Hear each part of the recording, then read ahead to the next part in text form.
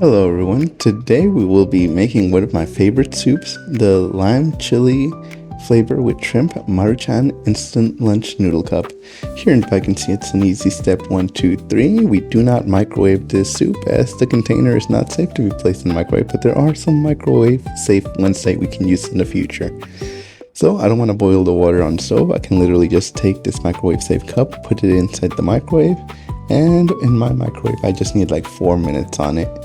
During those 4 minutes, I can literally just open up the package itself. This can be done with one single hand, where you take it and you unwrap it. Similar to unwrapping a general gift, you just take off the cardboard structure and then you pick at the plastic sleeve that is surrounding the entire cup itself, and then you're able to actually remove the entire process from it.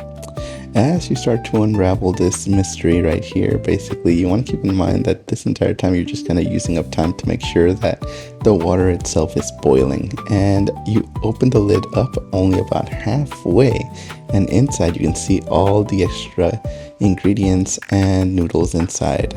So checking on our actual water itself, we speed this up so that we can take it out. Remember, it might be boiling hot, so it might be a good idea to actually use some gloves. I use some oven mitts, and I just go ahead and I dump the water into the actual cup itself, and I'm making a mess. And that's hot. And again, remember to be safe because this is exceptionally hot. So again, try to be a little smarter than I was about this. Make sure that you pour the water inside carefully and not to spill any, because you end up making a mess or potentially burning yourself. So again, please be safe and pour the water in safely. Then take the lid, close it back down. I like to put my utensils right there on top just to hold the lid down, and let it steam for another 3 minutes. During that time period that you're waiting for the 3 minutes, you can even make it last longer depending on how smooth you want the noodles to be. Just go ahead and spare some time and find something else to do. Play video games, I don't know, watch a little mini video clip.